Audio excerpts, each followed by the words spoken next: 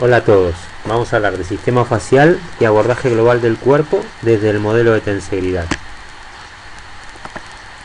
Me presento, soy Fernando Queipo, me dedico a estudiar temas como cadenas musculares, sistema facial, abordaje funcional, cráneo sacral desde hace varios años, lo mismo que a enseñarlo en varias universidades y escuelas de osteopatía.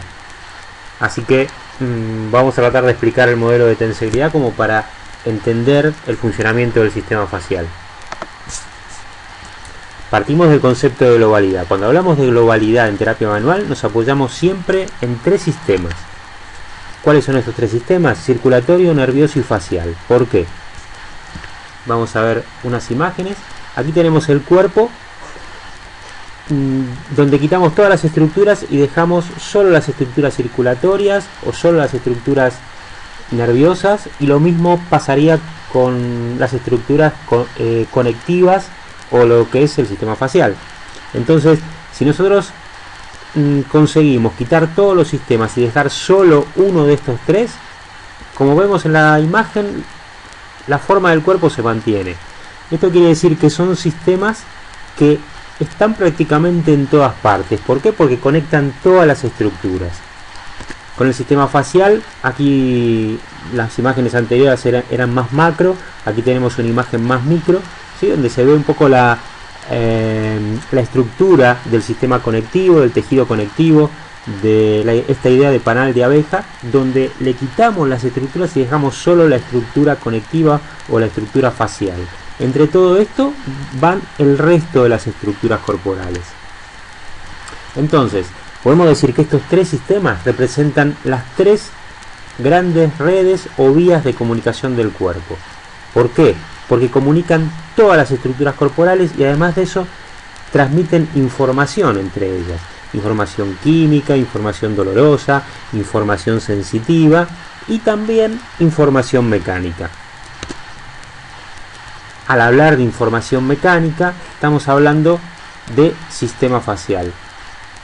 Lo que es lo mismo, para hablar de biomecánica con un enfoque global, tenemos que hablar siempre de fascia o tenemos que hablar siempre de sistema facial.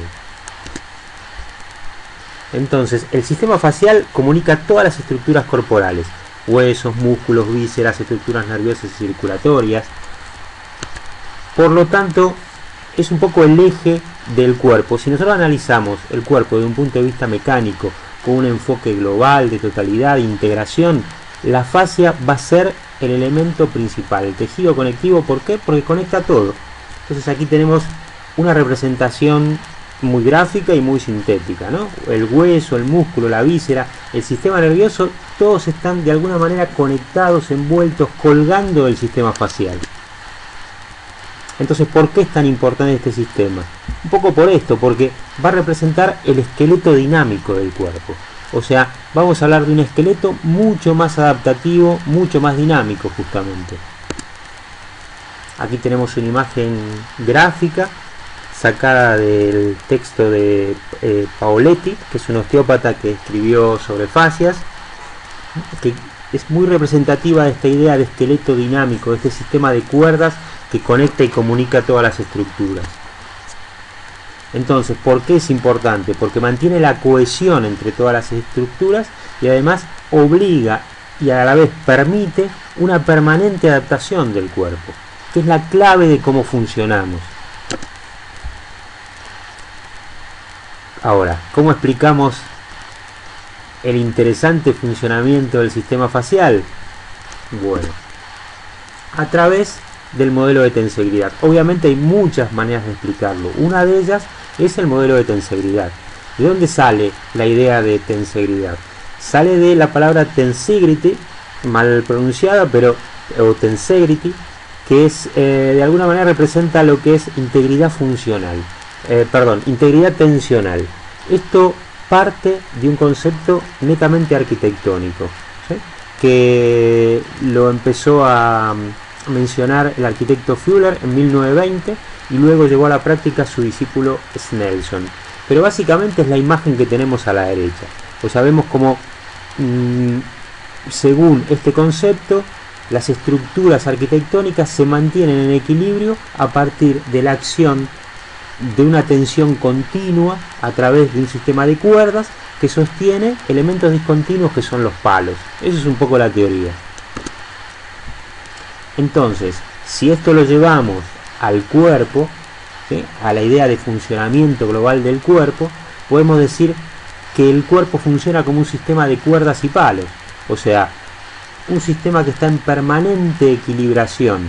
Cualquier modificación que se haga en una parte del cuerpo va a modificar todo el sistema. ¿Por qué? Porque la cuerda es un sistema continuo y los palos se van conteniendo dentro de ese sistema, se van sosteniendo dentro de ese sistema. Entonces vimos antes que el sistema facial era una gran malla de la cual colgaban las vísceras, los huesos, los músculos, el sistema nervioso, etcétera, etcétera, etcétera. Es un poquito eso. El esqueleto es el esqueleto dinámico que representa el sistema facial. Entonces, desde la biomecánica global basada en el modelo de tensegridad, podemos decir que el cuerpo funciona como un sistema de tensiones recíprocas, STR le llamamos. Este es a la derecha tenemos un poco la representación gráfica de la idea de tensegridad, del concepto de tensegridad, ¿no?, en esta figura geométrica, digamos, en este cuerpo geométrico. Entonces decimos que las estructuras corporales van a estar conectadas por cuerdas de características, en este caso viscoelásticas, lo que va a obligar a un proceso de equilibración constante. ¿Sí? Esto también tiene que ver con el sistema tónico postural. Entonces, los huesos y las otras estructuras, pero los huesos como la estructura más densa, van a servir como puntos de apoyo de este sistema de equilibración. Vemos ahora unas imágenes.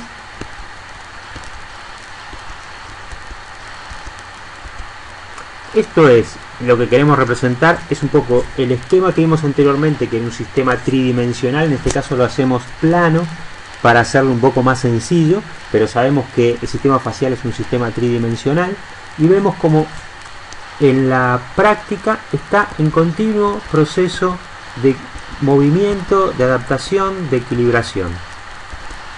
O sea, nosotros funcionamos de esta manera. Todo el tiempo estamos adaptándonos y todo el tiempo el esqueleto facial, el esqueleto dinámico, está en constante movimiento. Ahora, como dice esta chica, ¿esto tiene algo que ver con las cadenas musculares? Por supuesto. Cada cuerda de este sistema de tensiones recíprocas va a representar una cadena miofacial, que sería el término más correcto, más que cadena muscular. Miofacial por el hecho de que el músculo está colgado dentro de la cuerda facial. Aquí vemos otras imágenes representativas. Vemos como este esquema geométrico es maleable si lo manipulamos, que está en continuo proceso de adaptación. Ahora, ¿cuántas cadenas musculares o miofaciales hay? Digamos que vamos a organizar el cuerpo según nuestro criterio, siguiendo un poco este sistema de tensegridad o sistema de tensiones recíprocas, en 6 cadenas, básicamente. 2 profundas, que son las cadenas de inspiración-expiración, o enderezamiento-hundimiento, y 4 superficiales, que son las de flexión, extensión, apertura o rotación externa, y cierre o rotación interna. Entonces, llevándolo nuevamente a este esquema plano para que se comprenda que es el modelo de la estrella, podemos decir que cada cuerda, cada parte de esta estrella, cada línea que conforma esta estrella, representa una cuerda maleable que va a representar cada una de las 6 cadenas. Porque tomamos una cadena que es la cadena profunda, que son 2, la tomamos como una cadena doble, ya que puede traccionar en un sentido o en el otro, pero que conforma una misma cadena con doble acción. Por eso, de una manera esquemática lo representamos como con 5 cuerdas a las cadenas miofaciales dentro de este modelo de tensegridad o sistema de tensiones recíprocas. Entonces, ¿para qué me sirve esto? Me sirve para muchas cosas, pero entre otras me va a permitir explicar dos cosas importantes, muy importantes. Una de ellas es la tipología corporal y otra es la causa mecánica de la sintomatología funcional o de la patología funcional, que es lo que va a presentar el paciente cada vez que viene a la consulta, al consultorio, a atenderse. En este caso, la tipología corporal, vemos que según cómo traccionan las cuerdas, va cambiando la forma de la estrella. Según las tensiones, cambia radicalmente la forma.